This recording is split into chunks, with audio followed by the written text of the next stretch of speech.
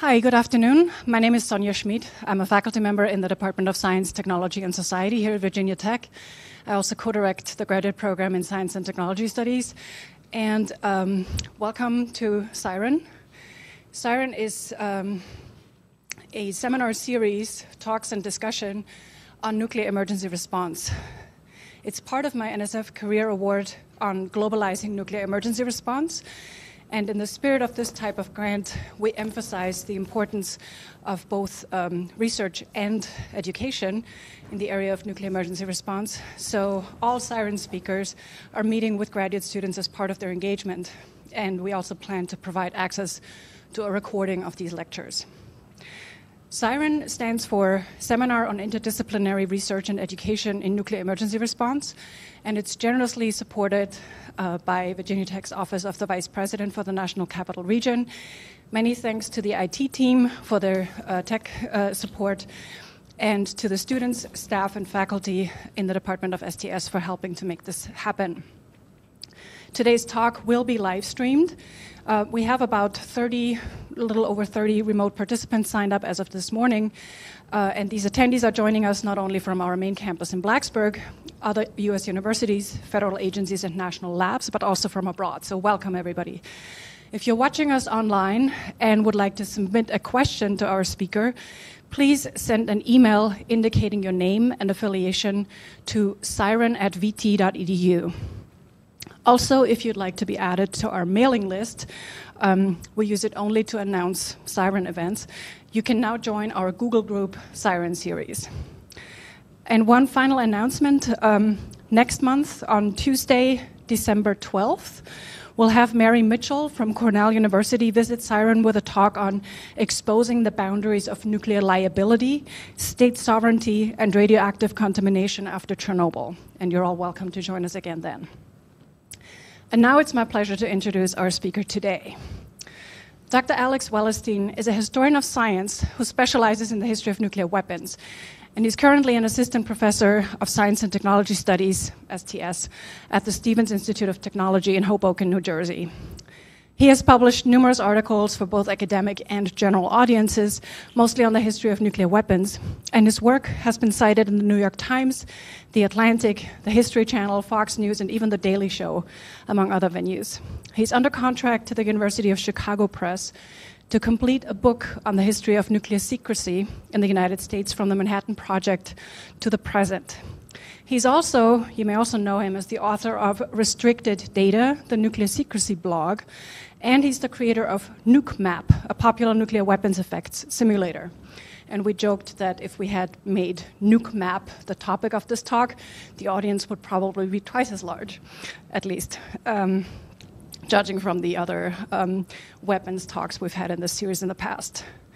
Dr. Wellerstein graduated from UC Berkeley in history and then went on to earn a PhD in the history of science at Harvard. He spent 1 year at the Harvard Kennedy School's Belfer Center as a postdoctoral fellow in the Managing the Atom Project, and 3 years as an associate historian, a postdoc, at the American Institute of Physics.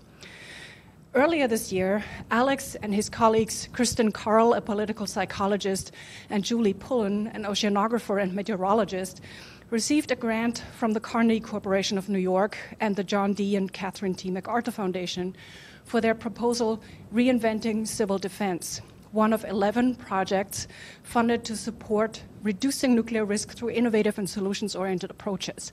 And when I heard about this project, I thought that it would be nicely dovetail with what we're doing here at Virginia Tech with the Globalizing Nuclear Emergency Response Project. So I invited Alex to speak to us about this project, its premises and its goals. And I'm very happy that he accepted the invitation and would like to please join me in welcoming Alex Wellerstein.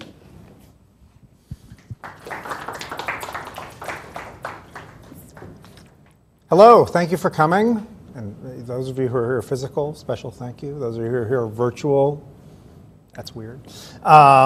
Really pleased to be here. This is a talk about this project and also sort of the concerns that have inspired it. What could or should civil defense look like in the 21st century? I've given it the kind of silly name Duck and Cover 2.0, but which is a little bit obvious and on the nose. But I want to describe sort of this idea that me and my colleagues have been pursuing and our approaches to pursuing it. The main idea is what we call nuclear salience. What do we mean by salience? This is a term from political psychology. It's not very common, I think, in STS or other disciplines of this norm. So we might call it the lived sense that nuclear risk is a real entity in the world we live in. And we might contrast this with ideas like education or communication, which have a more didactic, formal feel. This is not about people knowing things. This is about people feeling things. This is about a knowledge that lives in your body, in your bones. It is a knowledge that changes how you interact with and interpret the world at a deep level, not a formal approach. The examples that I find most compelling of what salience means come not from the nuclear realm, and they come not from a sort of science education realm. They come from public health.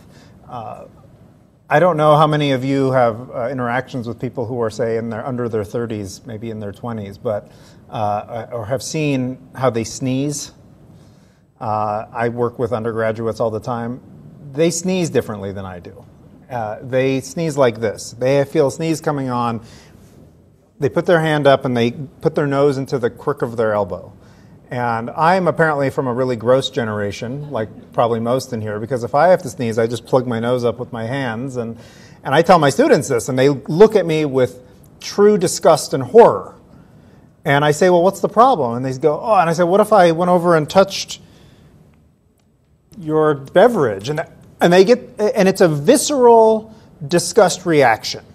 It is not an intellectual reaction. It's an emotional reaction, and it's one truly held. I don't think they're making a joke when I say that if I sneezed on my hands and touched your drink, they would be disgusted by this. And I ask them why, and they say, because there's things on your hand. There are germs. Okay, great. How do you know that? Well, we just know that there are germs and viruses, right? I was like, can you see them? You can't see them. They've been taught, because they were targeted as children by public health campaigns, that there are invisible entities in the world that can live on your hands, that can spread through your nose, that if you are not careful with how you comport your body, will make you sick, and they don't want to be sick.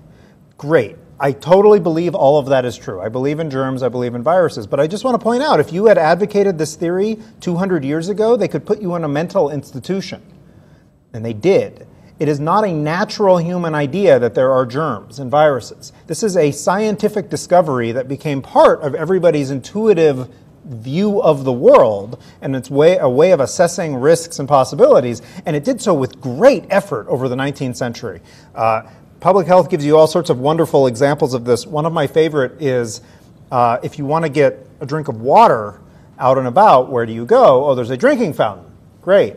Do you put your lips on the end of the fountain? No, and you get that disgust reaction. We are viscerally, the idea of putting your lips on the end of that drinking spigot has been trained into you as an emotional reaction. Well, where did that drinking spigot come from? It's called a bubbler. It was invented in the 19th century by public health officials, and the idea was to make a simple way to shoot water into the air so that people did not have to touch surfaces with their lips, because they realized that was a vector for disease. Why did they have to invent it? Because previously students at elementary schools would use a hose to get water at recess. And that was obviously a huge disease vector. So this is what we mean by salience. People don't need to know what a rhinovirus is. They don't need to know what an amoeba is. They don't need to know any of the complicated stuff about the ways in which diseases spread and whether they are, through air or whatever, to live as if they live in a world where diseases are real, germs are real, that risk is real. So this is extended analogy.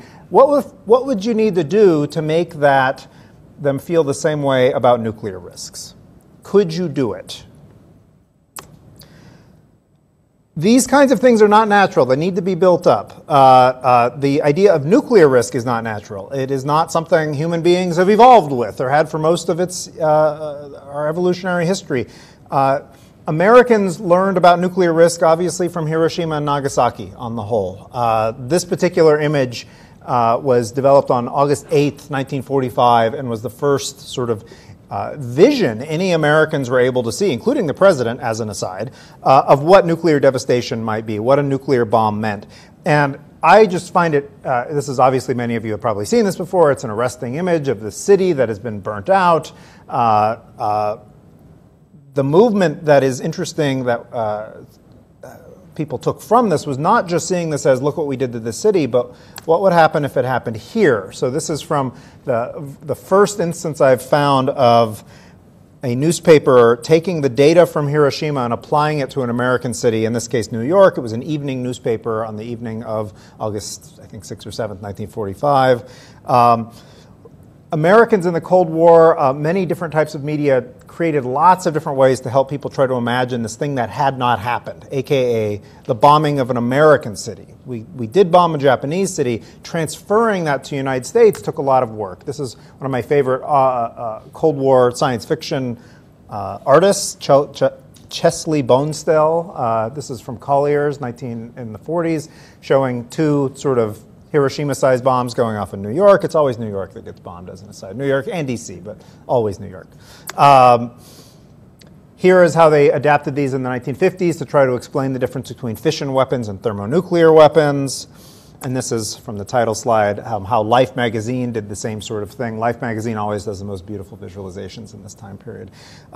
This is how they built up a sense of what these risks would mean, especially for things like H-bombs, which had not gone off over cities. They'd gone off in deserts and isolated islands, and Mary Mitchell will no doubt talk to you about how not entirely isolated those islands were, creating these kind of imagined universes of what could happen to you as a way of conveying this kind of deep risk. If we jump to the present, we might ask, do we have this? And in a superficial way, you might say, okay, these risks and fears haven't gone away. We do have articles about nuclear terrorism. We've gotten especially acutely interested in North Korea recently. Civil defense is in the news again. This has been a useful coincidence for me in my career. All this grant stuff was filed before all this North Korea stuff got really crazy. And so now I'm getting calls constantly about civil defense from journalists. I would argue that this is actually not indicative of salience returning on its own. What we have here are what I would think of as brief moments of panic. Evidence of this. If you go to millennials and you ask them to list what are the things that worry them about the world, what are the issues they are concerned with, if you don't prompt them with a list, they will never come up with nuclear. They never come up with nuclear. They have a lot of important things on their list. I don't want to belittle their lists. It's things like police violence. It's things like economic anxieties. It's things like political instability. Those are all serious. Nuclear will never get on the list. By comparison, if they did the same survey to Americans in 1983, December 1983, unprompted, 24% of Americans surveyed thought nuclear war was on the list of things they ought to be worried about. They ranked it higher than crime. They ranked it higher than the economy. They ranked it higher than morality. I don't think we could do that again. I'm not sure we should. That's very high. If you prompted, if you gave them a list of things to worry about, then the number of people worried about nuclear war jumped to 50, 60%, huge numbers. I'm not sure that's the right number, but 83 was a pretty dangerous time. If you wanted to think about this graphically, this is just arbitrary numbers. I just made these up. These aren't real numbers. But this is how I sort of view how Americans feel their awareness of nuclear threats. Most of the time, it's 0, 0, 0. They're not thinking about nuclear at all. Then something happens. North Korea tests a bomb. They test a rocket. And we ratchet up to 100% concern. 3 weeks go by. The news cycle changes. We drop back down to 0 again. That isn't salience. That's momentary fear. I don't want that. Why don't I want that? Not only do I not want that because that doesn't produce any lasting results. You can't do anything with momentary fear. You can't make a political movement around momentary fear. You can't make policy choices, good ones, around momentary fear. You can make really bad decisions based around momentary fear. It's the brittleness that I don't like. And I will say that in our discussions about North Korea recently, I've been very disturbed.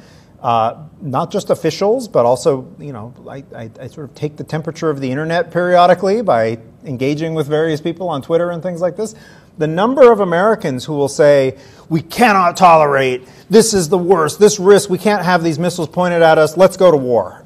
And I just think, okay, we've had missiles aimed at us for a very long time now, right? I'm not saying that things haven't changed a bit, but it hasn't gone from 0 to 100. If wishes were horses, what would I want this graph to look like? What would a successful outcome of a very long-term project look like? Something like this. And again, I just picked numbers here. We could debate what the numbers are. I think people should be a little bit concerned with nuclear weapons all the time. Why? Because they're still there. The risks are there. They didn't go away. They're not as bad as the Cold War. In some regimes, the odds of a full-scale us versus Russia is, I think, lower than the Cold War. The odds of a nuclear detonation happening somewhere might be higher than it's been since the end of the Cold War. We could get into that.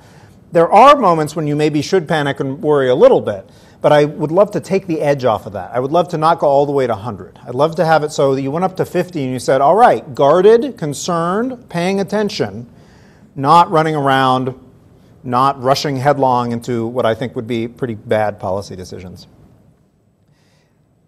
I think that we have evidence accumulated that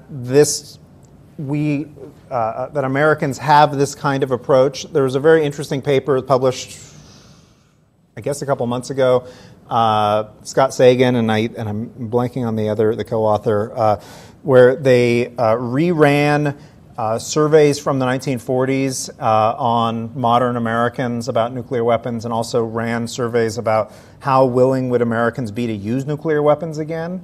And they found that most Americans, a huge sort of disturbing proportion of Americans, are willing to say, sure, we should use nukes. We should use nukes against Iran, even if they don't have nukes, if it would save some small number of lives. And I don't think people say that because they actually understand what that would mean. I think they say that because they don't understand what that would mean. I think that's because they aren't thinking about what the long-term effects would be, or even the short-term effects of that. I'm not sure they get it. How did they build this up in the Cold War? This is where the civil defense comes in. Duck and cover, of course, is the famous, if you say civil defense, they think duck and cover.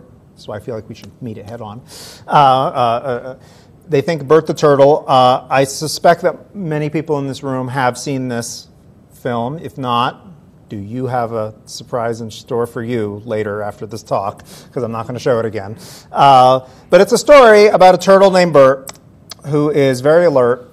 When danger comes, he doesn't get hurt because he knows just what to do, which is he hides in his shell. And in this case, the danger is a monkey with a firecracker. Bert gets into his shell, and because he has a shell with him, the monkey self-immolates, destroys a tree, but doesn't kill Bert. Bert is fine. And it immediately goes from there to talking about how students should do the same thing. This is aimed at school children. This was shown in schools. It was developed by a production company for the government. And the idea was to teach very simple rules to school children about what they ought to do, which is to say, if you see the flash of a nuclear explosion, how to identify it's a nuclear explosion. And they give nice instructions. It's a brighter flash than anything else. It's going to be brighter in the sun. And you will have depending on where you are, you will have some amount of time where you can take cover. Will this save you? They don't say it will. They say it will increase your chances of survival. That's not dishonest, but it isn't precise. Depending on where you are, though, this is conditioned for people who are sufficiently far away from ground zero that the major effects will be thermal pulse and will be damage to buildings falling on them. And in that case, the hiding your face and and much of your body will help you from the thermal, and you will also be protecting a lot of the sort of fragile parts of you from missiles from glass and things like that, broken things falling on you. What I find interesting about this is the language that this instills in children. So this is one of my favorite quotes from it.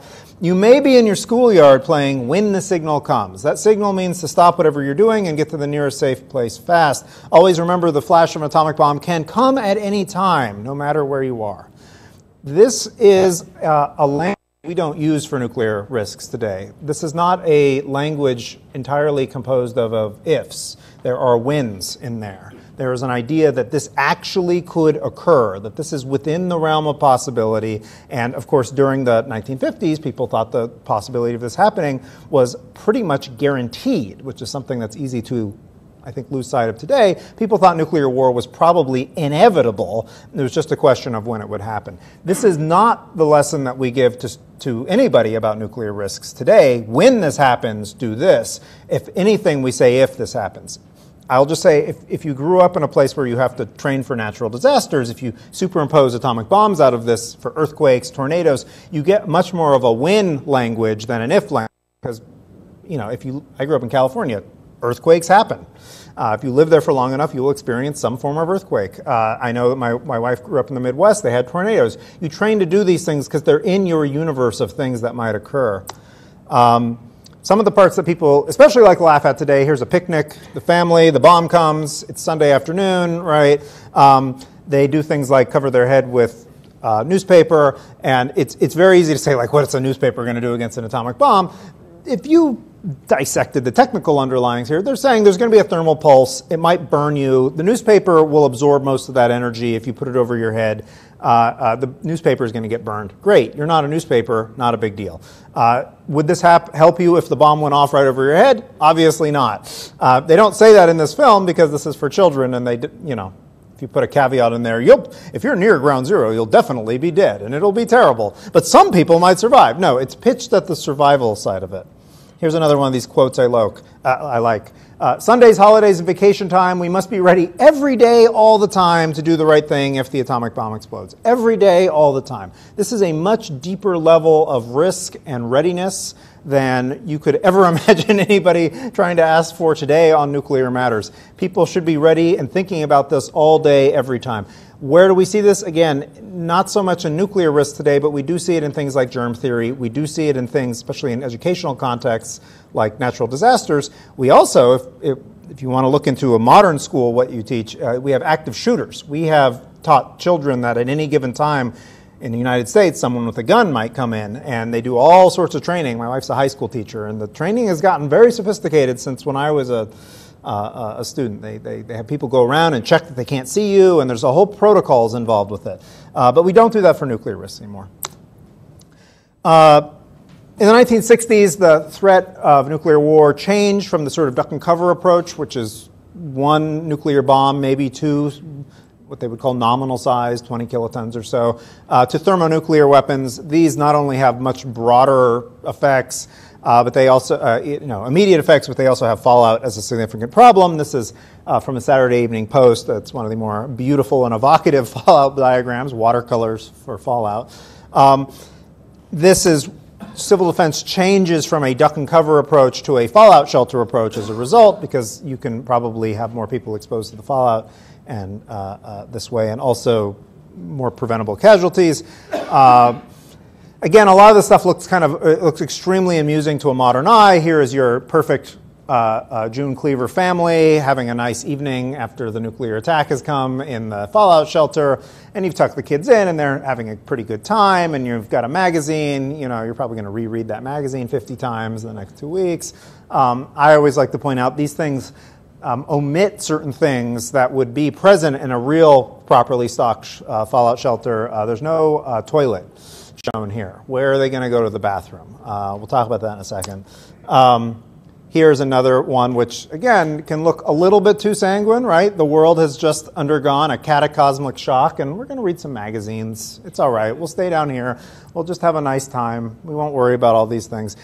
This is the kind of stuff that today people look at this and reject. And even at the time, people looked at this and rejected. There is a lot of evidence that civil defense campaigns in their day were not extremely effective because people said, this isn't what it's going to be like. I don't know what it is, but it's certainly not going to be this nice family situation. Speaking of the toilet, this is what the toilets were meant to be. This is a sanitation kit. I've been able to open one of these once. It contains a little toilet seat and toilet paper and plastic lining, and then some chemicals you can put in the plastic lining to take care of the smell. And you can turn the whole bucket into the toilet by putting the lining and the top on it. Very clever, right? The really disturbing part of this is the supplies 50 persons. This is the living will envy the dead sort of thing. There is a way where, again, you can laugh, and I do, ha-ha, the toilet you'd need at the end of the world. But on the other hand, it really makes it more personal and real to start thinking about the real things that people would actually have to do. These visions of people hiding under their chairs, the ubiquitous fallout shelter signs, the creator of which died last week, just as an aside, trivia, these became They were often rejected in their day, not entirely. What really changed in our issues with civil defense is not even the resistance that came in the 60s, of which there was some, but the resistance that came in the 80s. So in the Reagan years, focusing on this Eisenhower-era civil defense became a critique of nuclear policies in a very strong way. So many of you, I'm sure, have seen this film, Atomic Cafe, 1982. It's basically, quote, found footage of civil defense drills, and Bert the Turtle plays a role. And it's interesting. I've shown it to students, but it's the attitude that it fosters is not one of deep understanding. It's actually very similar to what the New York Times blurb they put on there. A movie that has one howling with laughter, horror, and disbelief. That's not a serious engagement with the past or a serious engagement with nuclear risk. If our approach to this is to say how ridiculous, we're not going to get that much out of that. Civil defense decreased in public interest. There was a lot of political controversies in the 80s about this. Some of the plans that were put forward were totally infeasible, and people rightly protested against them as being infeasible. There were lots of evacuation plans for major cities that were just not going to work. You were not going to be able to evacuate Washington, D.C. over the course of like 6 hours. It's not going to happen, as anybody who has tried to get out of the city during rush hour knows, in a vehicle, much less if there was some kind of panic or something. They had plans where people with even-numbered license plates would go first, and then odd-numbered license plates would go second. These are not likely to actually ever occur. Evacuation was always kind of a non-starter, and was there because people didn't want to admit that the cities were going to be toast. You could do things for people who were downwind of the cities, but the major urban metro areas in the United States, if they were targets, were not going to be able to sufficiently disperse their people, likely, or especially with thermonuclear weapons, not going to be able to write it out very easily. Civil defense agencies changed name many times. They eventually became FEMA. The emphasis shifted. Natural disasters took up a greater and greater amount of their discussions. Through the early 1990s, FEMA still talked about nuclear, pretty much along with natural disasters. This is from September 1990. This is a pamphlet which is all about risks and hazards in general. It's floods, it's tornadoes, earthquakes, things of that nature. But then there's a whole section on nuclear weapons. In fact, most of it is showing you where they think which areas in your state are likely to be attacked by nuclear weapons, which is a pretty interesting set. This is a version I made where I've layered a bunch of the targets onto a bunch of the fallout, so you can get an idea of what they thought in 1990 a total nuclear exchange might look like. There's multiple weather patterns on here, which is why the fallout goes in two directions. But you can argue, and people did, that this is maybe not something you would want to survive, that maybe even making preparations for this is not something you would want to do, because the United States, as one would imagine it, as a political entity, cultural entity, more or less nice place to be, would cease to exist afterwards.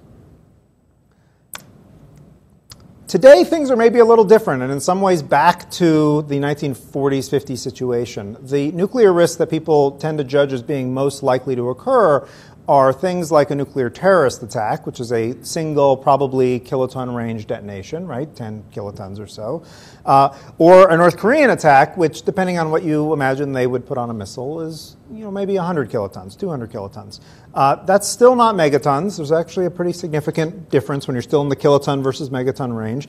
And the real distinguishing factor here is you're not talking about thousands of ICBMs coming in. You're talking about a few detonations. You're not talking about the end of a country, though you may be talking about a very damaging, devastating incident for a city or a few cities.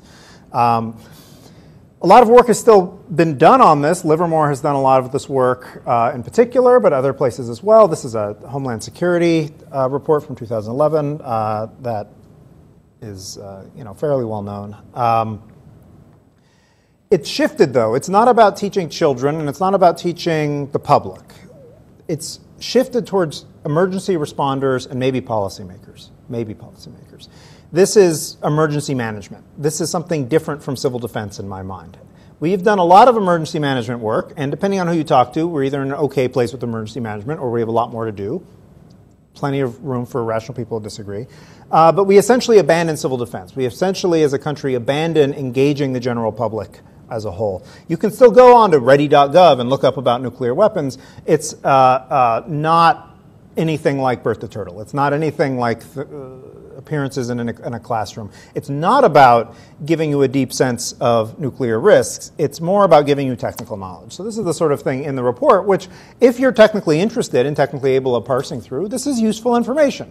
This is a report that explains that yes, the blast by itself is going to kill a lot of people in the immediate area, but the real area where you could save lives is in getting people out of the way of this plume and making sure that people don't enter the plume without realizing it, since you can't really see it. So they're worried, as many people in here probably know, they're worried about people evacuating the city, and if you are in your car and you're evacuating to the northeast, and you're stuck on the Baltimore-Washington Parkway, which is terrible no matter when you hit it, but after a nuclear attack is not going to be good.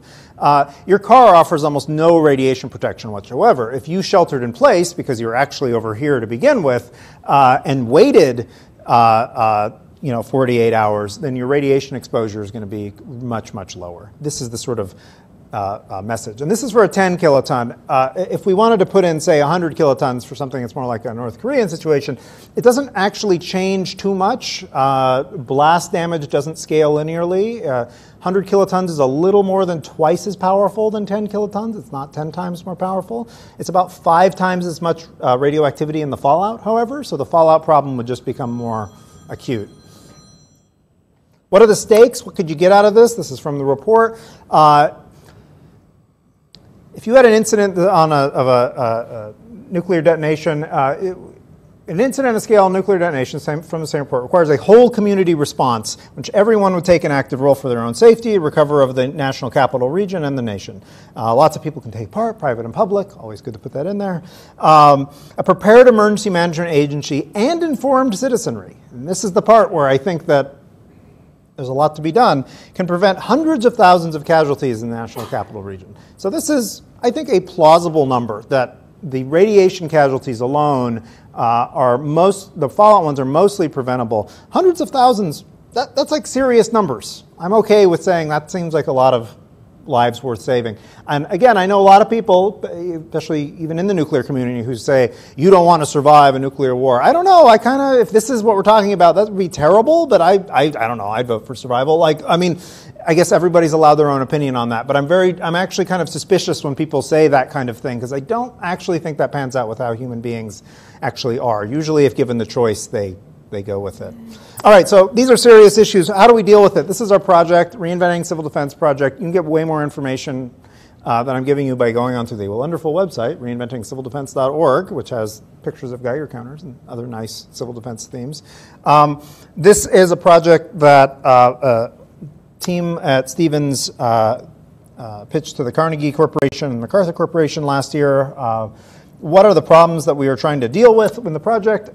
American civilian preparation for nuclear attacks is essentially non-existent. And I mean civilian, I mean non-emergency management. I'm not talking about how the military react. I'm not talking about even how FEMA would react. I'm talking about how regular Americans would react and think about it. And they're not just physically unprepared. They don't have supplies. They don't have shelters. They don't know what they would do. They don't know, in many cases, even what the threats are. But they're not psychologically prepared. And this worries me about as much as anything else. If one of these things did occur, I worry that the physical responses would be terrible. They would be, 9/11 times 100. I worry that the political response would be 9/11 times 100. I worry that would be a very dangerous thing.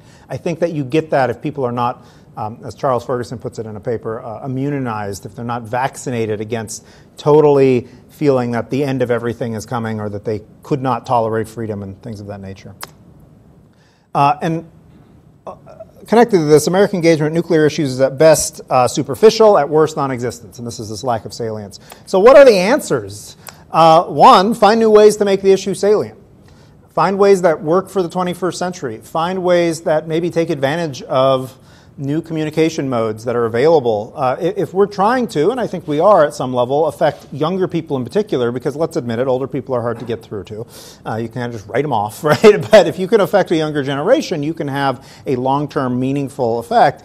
That might be worth doing. If we wanted to phrase our question as a moonshot question, how would you responsibly hack American nuclear culture? And I put responsibly in there. The goal is not to make people run around and be, disturbed. The goal is not to give people bad information. The goal is not to do anything really negative.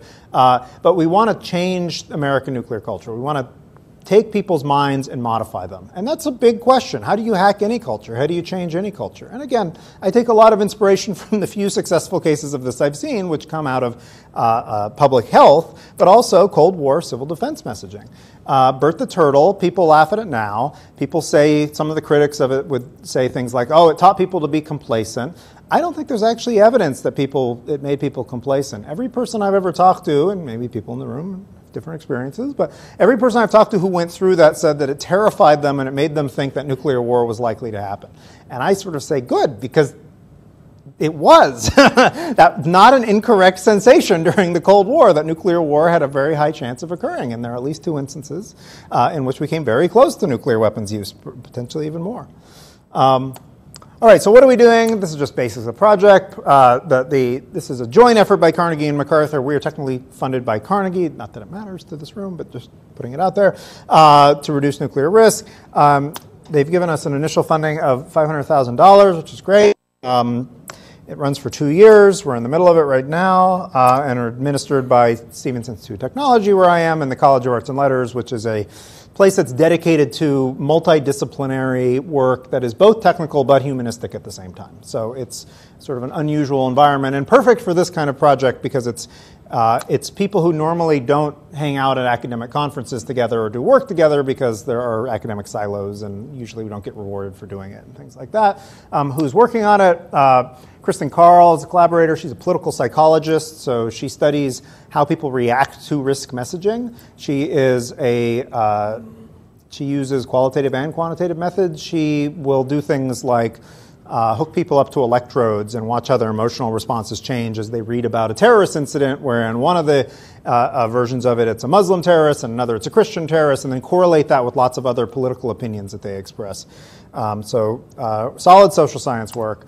Julie Poland, who's an oceanographer and meteorologist. She's done a lot of work on marine security. She's been on a lot of panels related to things like terrorist detonations, modeling flows of fallout, things of that nature, so a physical scientist. And then me, the historian of science who doesn't model anything, well, I guess I model a few things, but who's more interested in these broader synthetic humanistic approaches and is interested in sort of how do you put all this together into something that would work.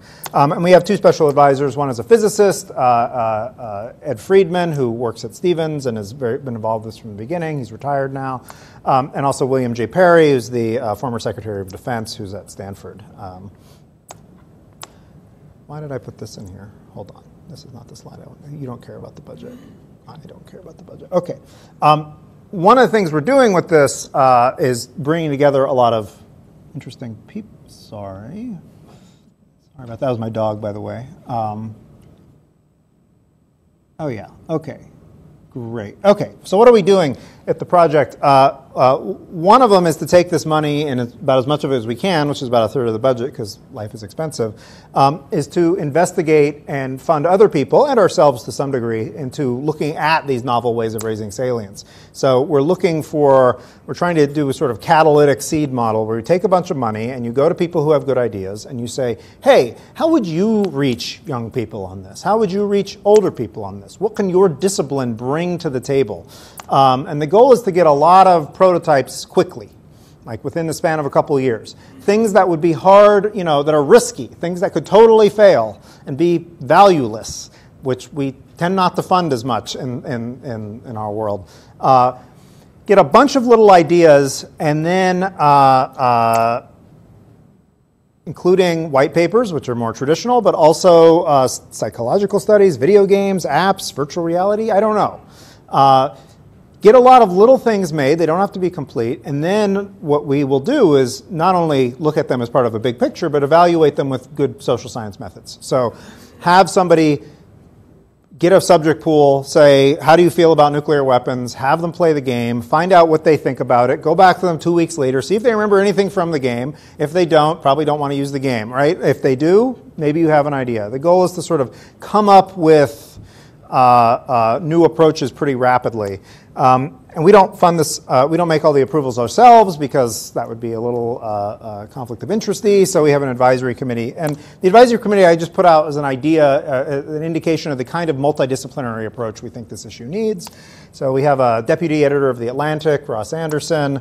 We have Paul Bracken at Yale University, is a well-respected political strategist. Brooke Buttermeyer at Livermore Laboratory, he's the one who did many of those simulations of the nuclear detonations going off. Dennis Johnson, who's done a lot of things, but he's at the National Center for Disaster Preparedness.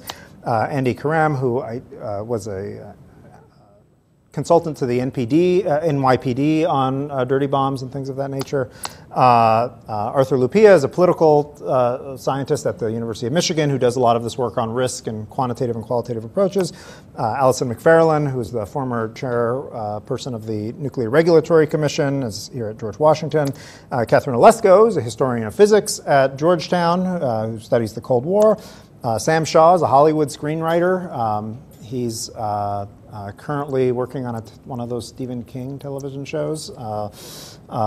But a guy and he's been involved in a lot of other things, but he's a real Hollywood kind of person.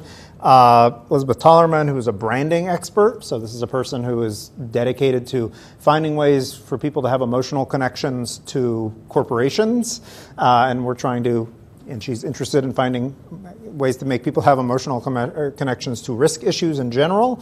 And then Lovely Umayam, who is a former employee of the NNSA, who's at the Stimson Center, and is also an artist and a poet, and has done all sorts of interesting things, and is also helpfully a millennial. So this just gives you an idea of what we think this approach is. And we're trying to get away from the model of 10 white physicists in a room, because this has traditionally been the way in which we've approached these issues, and you do need that kind of expertise. But if you're trying to actually affect culture, you need way more than that. You need more than technical expertise. And just to give you a quick example, some of the things that are under review, we had our first call for submissions last couple weeks ago, and we're having a meeting on Monday to figure out what we're going to try to fund. But these are sort of some bucket categories. We've got a number of virtual reality projects. We have a number of serious video game projects. Serious video games is a rapidly increasing area of scholarly interest. Can you make a game? The way I like to explain it is if you learn how to play Pac-Man very well, at some level you're understanding the model that Pac-Man runs under.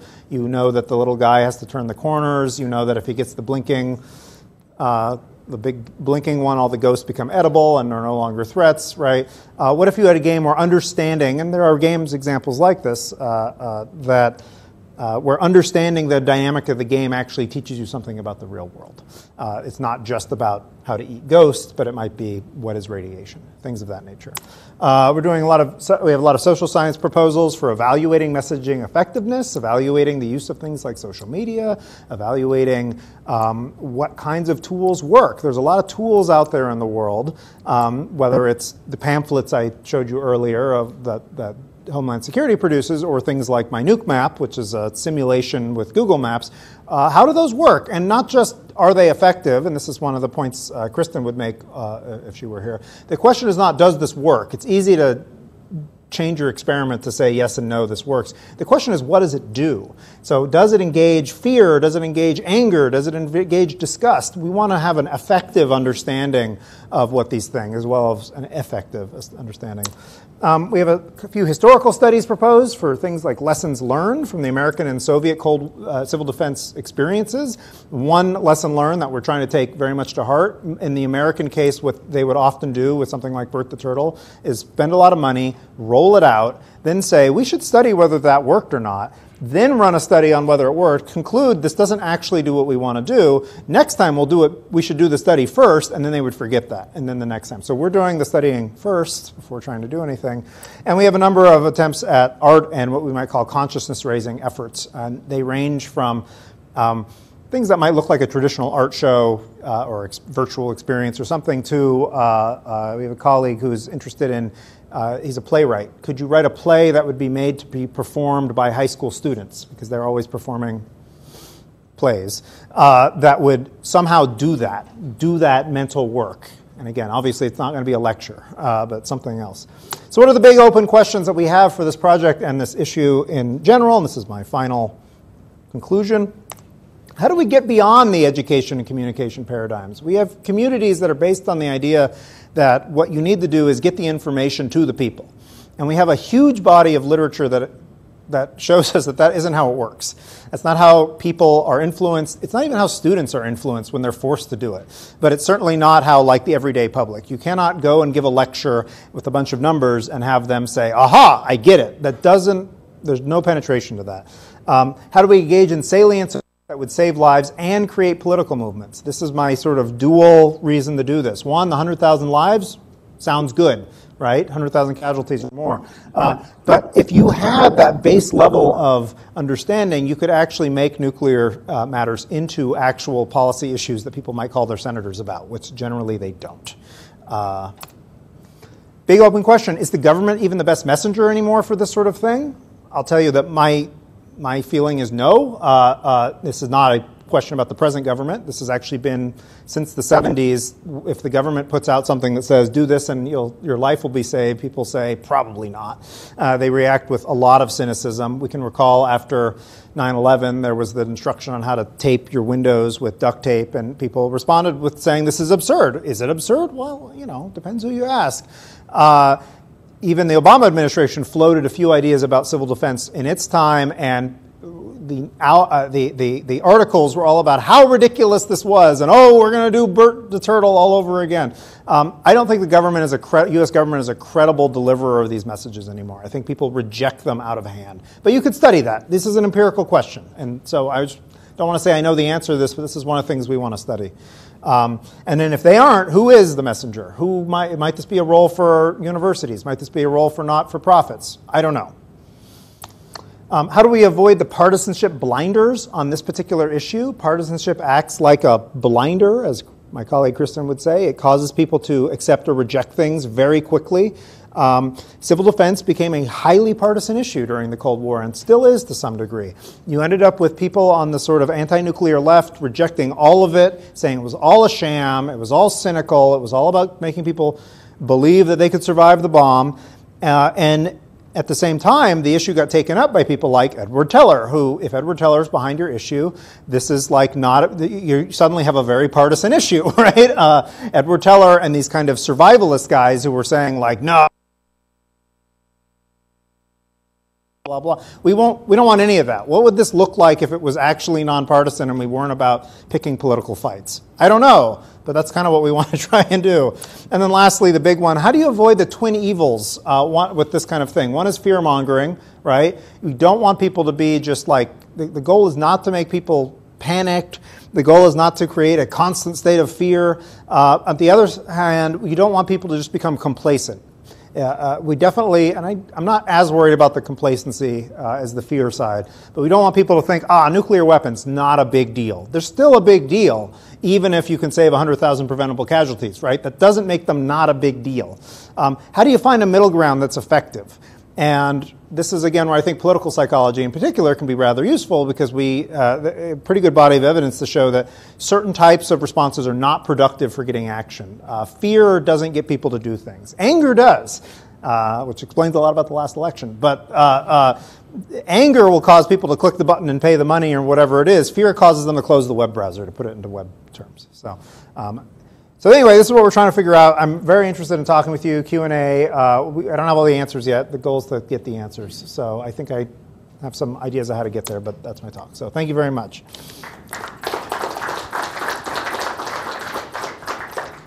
Thank you, Alex. So we'll take some questions, comments. Also, again, to our online participants, if you would like to ask a question or send in a comment, the address is SIREN, SIREN, at VT, as in virginiatech.edu. Thank you. Patrick Sullivan, Virginia Tech. Very good talk. I found it very interesting. The bullet point about the American civilian population being physically and psychologically unprepared especially caught my attention, because I think there's some other things like that too that don't quite rise to the scale of a nuclear attack or dirty bomb, but could cause a lot of problems and are more likely, like a widespread power outage. Mm-hmm. I happened to have this experience yesterday, and I was completely unprepared for it, as I always am. And the lights came back on in a couple of hours, but I think if something like this went on for days, as we had in the D.C. area in 2012, it could disrupt quite a few things. Are you all looking at that as any kind of a behavior response to those things as a behavior model? That's an interesting question. So we're focused on this for not only because we're being funded for this, but it's what our expertise is on the nuclear questions. But our hope is that some of the conclusions we draw from this will be transferable to a lot of other issues. So you could imagine if we conclude, oh, this type of virtual experience works really well for doing X, but this kind does not, you could transfer that understanding from an area of nuclear detonations into an area of, say, climate change, or an area of, say, epidemic diseases, or an area of, say, widespread infrastructure failure, which is indeed, I think, a huge issue, especially as somebody who lives in New Jersey, where infrastructure is failing constantly. It actually worked for me today, so it gets a gold star for once. But yeah, we don't look at that specifically, except in the ways in which it intersects with nuclear issues, which it sometimes does. So things like infrastructure, the fragility of American infrastructure. If you shut off the electricity or you shut off the gasoline supply for any real amount of time, we don't have huge coping mechanisms, to my understanding, unless the federal government swoops in really quickly. But we're mostly focused on nuclear. But I hope that we can address other things with these techniques as well. So, very interesting talk. Yeah, I'm Ali Hagigat, professor of nuclear engineering. The question I have, obviously, nuclear weapon is important. Why not go back actually to nuclear power? Because most people I talk to, they don't separate nuclear power from nuclear weapon. Mm-hmm. Common people, I'm saying, not people who know something. And the fear that they have really from nuclear power is sometimes not any different than nuclear weapon. And to me, actually, in the fact that we are so illiterate when it comes to something called radiation is a major issue as a society. I'm not talking United States in general. And I've, in the past I've talked, why not having education that you learn about radiation just like I learn about temperature. If I have you say 40 degrees, people understand what it means, or at least have a feeling what it means. When you say radiation, anything you say, they are scared of it. Now, at the same time, they go to a doctor and get scanned, and they would be zapped with enormous amount of radiation, and they think it's okay. And that's really, to me, is a major issue that we have, not only in this country, in the whole world, when it comes to radiation. To me, your project could really go back really to the fundamental as opposed to the end. Mm-hmm. We hope that this doesn't happen. Really, this is... so anyway, I want to know if really... your project can expand, actually, as opposed to really focus on the end. Well, as for expanding, it's all about the money, right? So if it's successful, again, I believe that we could take this kind of approach and apply it to other issues. But actually would help you. No, I agree, and I understand 100%. I consider the radiation literacy to be one of the key points to understanding what civil defense would look like today. It's going to be the main, as the Livermore people I think rightly put out, it's going to be the main issue where people's intuitions are wrong. If you ask a lot of people, and asked friends and things, what would you do if a nuclear weapon went off, say in Manhattan or in Hoboken, which is here's my dog in Hoboken. You can see where we are. We're right across from Manhattan. What would you do? And a lot of them say, I'd get in my car and get out of there. And that's the wrong answer. Or worse, here's a nice one. People with children. Let's say you're over here and something happens in D.C. What do? Oh, you go get your kid. You may just kill yourself and your kid. Where if you and your kid sheltered in place for a couple days and had the supplies to do that, your effects would be almost nothing. How to do that in a way that is intuitive, I think, is a tricky thing. When we teach radiation, usually we do it the way that we teach it in physics class. And we say, okay, there's alpha, and there's beta, and there's gamma, and then the alphas can be stopped by a piece of paper, and we all know the script, right? That is at the level of trying to explain germ theory by saying there are rhinoviruses and there are bacteria, and I think there are ways to do it more intuitively. And in my own teaching, and I'm very concerned with this. How do we do this in this project? I'd like to believe that these things will dovetail together. If you could get something like this in the works for nuclear weapons, transferring what is and is not the same to an area of, say, nuclear reactor risks, and nuclear reactors in general, is, I think, a less of a step. When they're both in the category of what the risk assessors call dread risk, the thing that you cannot think about, and it's unfamiliar to you, and it's apocalyptic, and it's weird, and it's unusual, then people don't engage with either to any degree. So I'd like to believe that if you got better understanding of nuclear weapons, you would be able to transfer some of that to a better, more rounded understanding of radiation in other contexts, including your doctor's office, which, again, people, I agree with you, people don't think about it. They think about it only in these dread contexts, when in reality there's a lot more other contexts out there. Yeah, good point. We'll put this back up. Dog doesn't need to be on the internet. Peter Pennington from Alexandria. I grew up in Britain in the late 50s, 60s. We had an extensive civil defense organization with their green fire engines, observer corps, plotting areas, and so on. But I grew up with a 4-minute warning and a 50 megaton bomb. We did not have shelters. We did not have duck and cover. We had, bugger that. 15 years ago, early 2000s, I was out taking American students on field trips. And of course, in the bus, we would talk about our relative changes and differences in culture. I was horrified to find how scarred those American youngsters were from duck and cover. Many of them woke up at night still with nightmares about nuclear drill. That horrified me. I sort of feel like we should all be a little bit horrified, but I agree that PTSD is not the goal.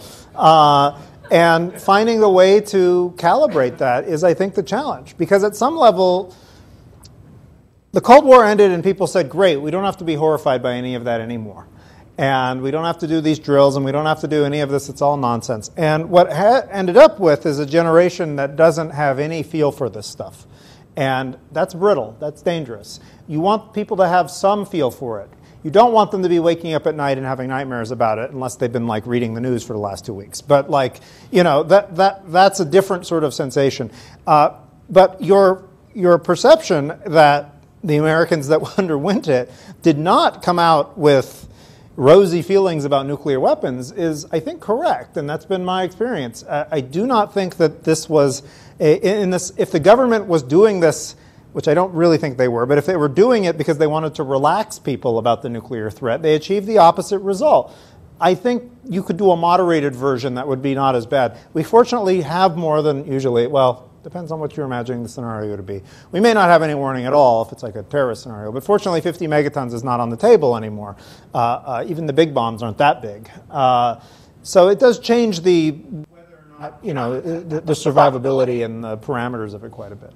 Yeah. Hi, Arthur Malella from formerly the Smithsonian.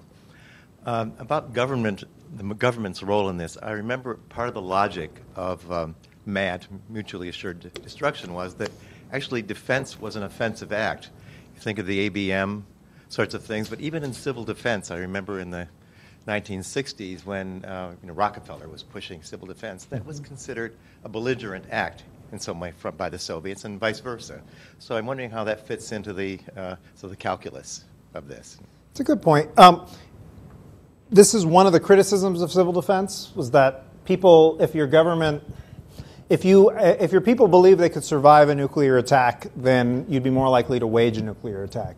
One of the things that's interesting that some of the historians who have looked at this on the Soviet and American side have found is that within the government, there's no evidence that that was the case. That even though they had civil defense programs, they had it did not make them more belligerent. It did not make them take more risks. They really did not want to chance it. So that's just its own interesting data point, whether or not one wants to take that seriously or not.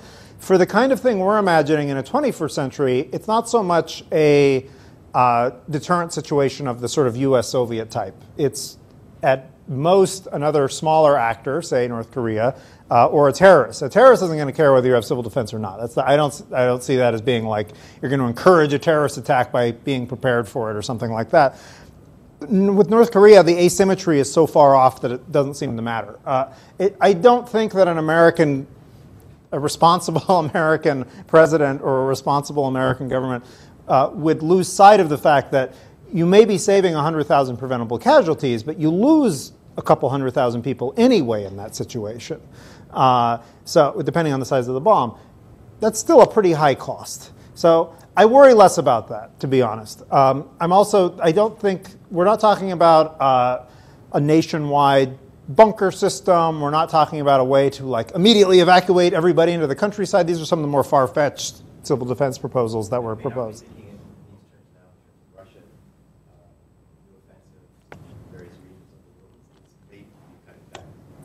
Yeah, I don't know. I'm kind of dubious. Here's what I'll say. It seems like an empirical question, but whether defense actually provokes more offense. And I feel like what I've seen is suggest that the answer is probably not in these cases, but or at least this wouldn't be the defense that provokes the offense. I would think something like missile defense would be higher on their list. But it's an interesting question. Yeah. Yeah, I'm Vincent Yolenti from George Washington University. This idea of nuclear salience is extremely interesting to me. I taught a course called Nuclear Imagination, Technologies and Worlds. It was a writing course for undergraduates at Cornell University in 2016 in the fall.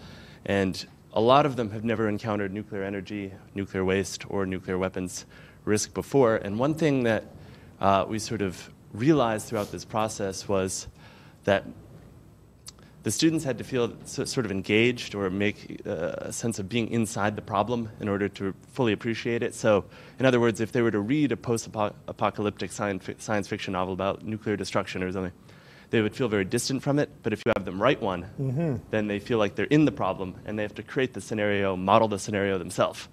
If you have them read about some advanced reactor design that's being produced, they learn some stuff, but they forget about it in a few weeks. But if you have them write a poem about the advanced reactor, then they remember that for years. That's what I hope anyway, but I saw some of my students and they still talk about that. Another thing was, if you go and see a nuclear engineering professor or nuclear physicist give a talk, the 17 and 18-year-olds might forget the details of that talk.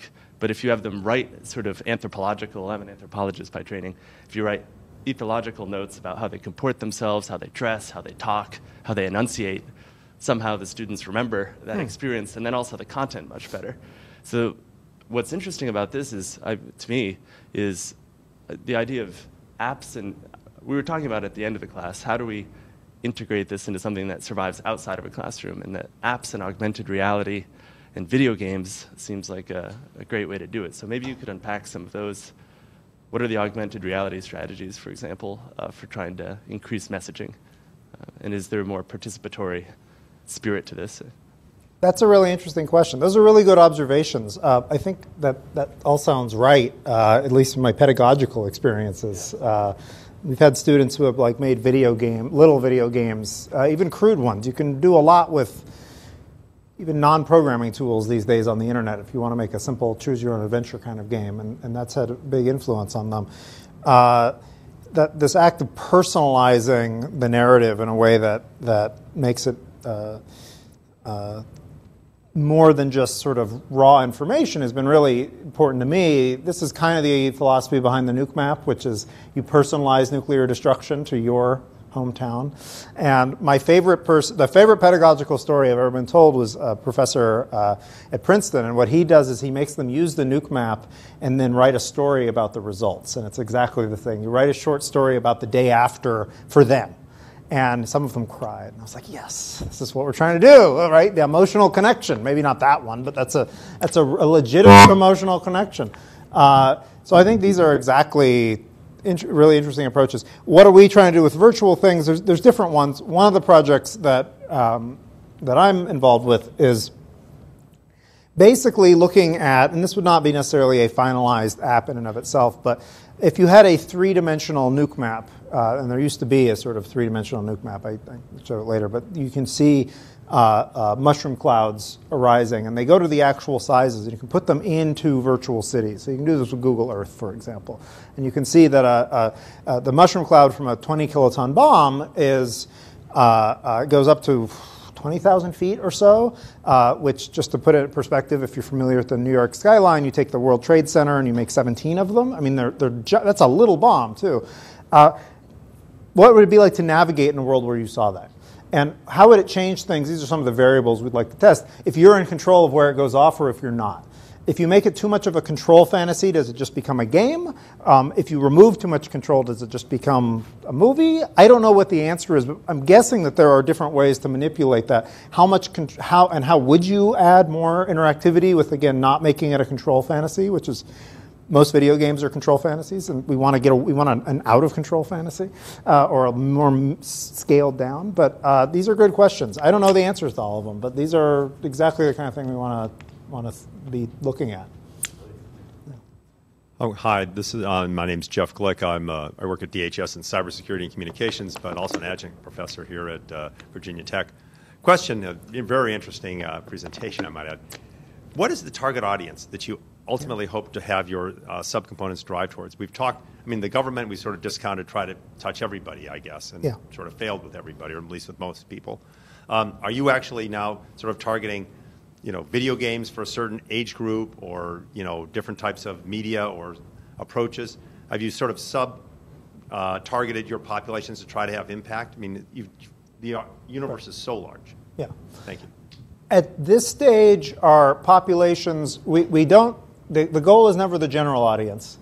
I like to say there is no general audience. There are lots of general audiences, and there are lots of subpopulations.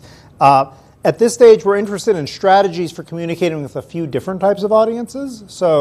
But the ones who are most high on our agenda of interest are people who are what are sometimes called millennials, but younger people.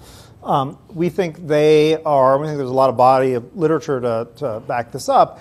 They are the people who are, if you target people who are more pliable, they will carry that forward. It would be nice if you can target those people and also hit some other people at the same time, and maybe you can. The one cheery note in all of this nuclear ignorance stuff is that the audience for this is among many people is almost inexhaustible. I mean, people want to know about this stuff. They go to the websites. When something happens, they flock to whatever to learn more, and they want to talk about it. And they say, "I don't know anything about this. This is amazing." That missed generation of knowledge is countered by people realizing at times that there's a lack. And so I think there's an opportunity there. But we don't specify too much. In some cases, some of our strategies are not so some of them are about targeting millennials, but some of them are targeting about people who want to target millennials. So we'd like some of these projects to give more insight onto how you would transfer these kinds of strategies to other domains, for example, or how people in this room might think about approaching matters of public engagement in ways that are more productive and more, again, emotionally resonant. So the answer is we recognize this is an issue, and we aren't trying to target everybody. We're trying to create ways of thinking about targeting people, but a lot of what we tried to do, the main vectors we think about are young people. Journalism. Journalists end up targeting huge numbers of people as a process, and this is my own personal experience with things like NukeMap. If you can give the journalists a tool for writing good stories and understanding them and writing better stories, they will, and they'll write that story, and that story will then hit who knows how many people. Obviously, traditional journalism is struggling in many ways, and so traditional journalism may not be the only answer there, and so we're hoping to think about what is journalism going to mean in 10 years? I don't know. But these are in our universe. Hi, Philip Eggert, Virginia Tech here. Last week, I saw that the emergency response folks on the island of Oahu finally came out with their disaster plan in the event of a North Korean nuclear strike on their island. And I was struck by the fact that hadn't evolved very far from Bertie the Turtle. Yeah. And where they basically said that 90% of the people on the island would survive the attack, and that those 90% should be prepared to shelter in place for 3 to 14 days. And that was pretty much the extent of the response. And so I was wondering how that, and from government officials, how does that compare to the project you're looking at, and kind of does it influence it in any way? Are you trying to include that type of thinking from at least the state of Oahu's public officials? There have been a few places where occasionally governments have put out, an American, either state or county, Ventura County in LA, near LA, has pretty extensive, they have some really amusing YouTube videos if you want to see one attempt. I'm not sure that's the best attempt, but they're interesting. To communicate these things in the event of a terrorist attack or a North Korean attack. We are interested in evaluating these alongside other methods. My suspicion, again, this is an empirical question, I don't know the answer. My suspicion is that putting out an announcement like that doesn't do a whole lot by itself. People react first with shock and horror. How has this become the world we live in? As opposed to, we've always kind of been in this world, and it's been coming in this direction for a while that, say, North Korea's nuclear weapons capabilities are going to increase. They often don't do any of the things on the instructions. It would be interesting to know, and I don't know if anybody is looking at this, but like what the compliance rate is. Are people doing things like stockpiling water? Or are they doing things that they wouldn't have done otherwise? Because a lot of people do stockpile water because of other natural disasters and things like that. I worry that this let's issue a pamphlet on how to deal with it. This is how the government treats problems that it doesn't want to spend money on. And that's traditionally been how it did it, even during civil defense. When the civil defense money for real shelters did not come along, they sent out pamphlets for how to make shelters. When the civil defense money for things got even more dried up, they just made more and more pamphlets because pamphlets are cheap. I don't know if there's a lot of evidence that pamphlets are actually effective at all, but this is the kind of thing we would want to actually measure and find out. There's ways you could imagine, and is the government even the best? Would it be better if the government gave those pamphlets to somebody who was not the government and had them give them out under their name? That totally realistic possibility for what would be seen as more credible. Because a lot of people are going to look at that and say, this is nonsense. And it may not be nonsense. It may be true if you're imagining a relatively limited attack on a relatively limited area. And, if you're imagining a federal government that still exists and can swoop in 14 days and replenish and fix things. And, in an ideal world, that would work. In a real world, we see that FEMA struggles with these kinds of things and may not be up to the capacity. But anyway, we are looking at those things as well, as examples of other people trying to make these kinds of communications. So we had a couple of questions online that I just wanted to quickly read to you, even though I think you have been addressing them as you went along. So Andrew Scott, a senior radiological nuclear health advisor at the Department of Homeland Security, asks, what is the current thought as to what will be effective in this space as far as the speaker understands it?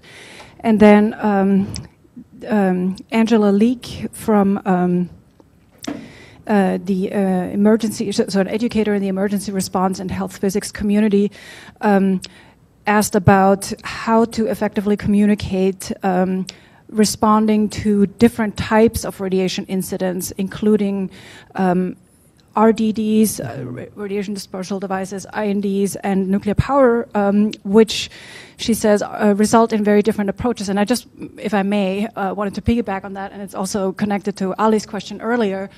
I'm missing a little bit the comparative perspective here. I mean, you mentioned the Soviet civil defense a couple of times, but I was thinking, and you did say that you don't look into shelter studies and that kind of stuff, but it is, I think, indicative that in Switzerland, for example, rather than issuing pamphlets, the strategy of the Swiss government was to implement building codes where every house had to have a fallout bunker.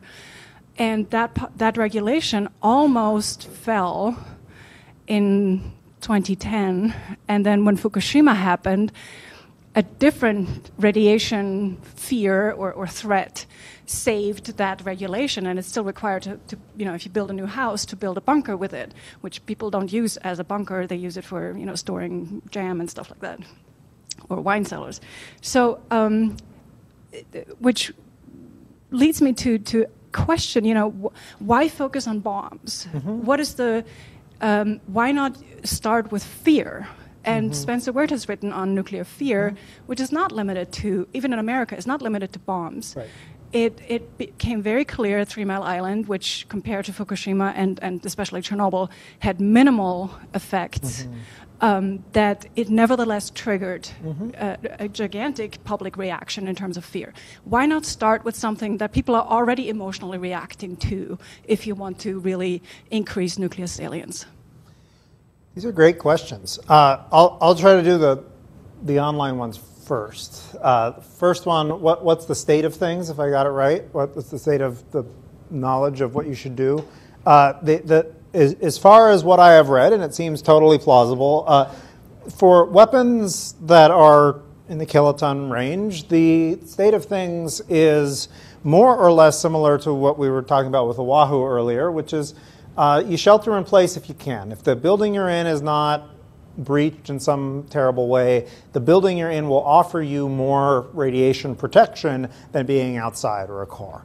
And if you have the option, you move sort of to the center of the building because you're imagining your radiation. The way I like to talk about it with people is don't imagine it as like a mystical energy. Imagine it as like a poisonous dust, and it's going to be near the windows and it's going to be on the roof. So don't go on the roof and don't go in the go into the windows. If you can, basements are sometimes better if they're not sucking in air from the outside. But these are the basic sort of information. If you look up that pamphlet I mentioned earlier, it goes over this and the kind of protective factors and things like that. But the basic takeaway, this is the pamphlet, the basic takeaway is don't end up in this part.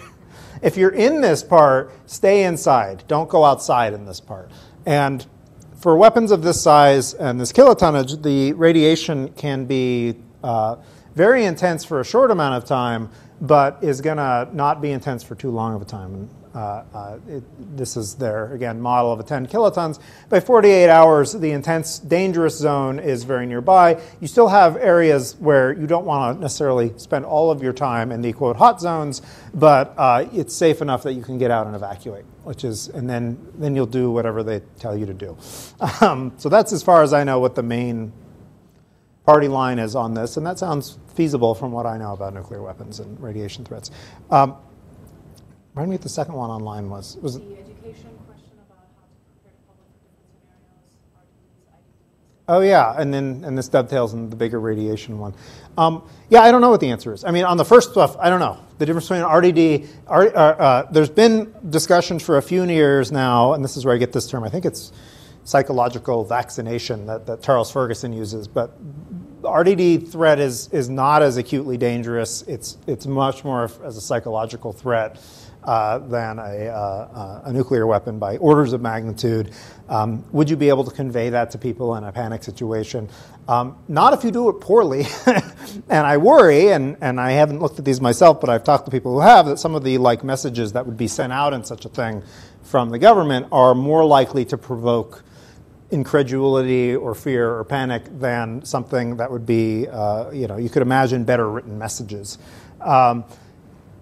Nuclear reactors have their own risk profiles. If I was actually going to look to a comparative, not internationally, but other threat comparative, nuclear reactors for years have been trying to educate their communities around them about evacuation risks and evacuation methods, and have many pamphlets and things like that.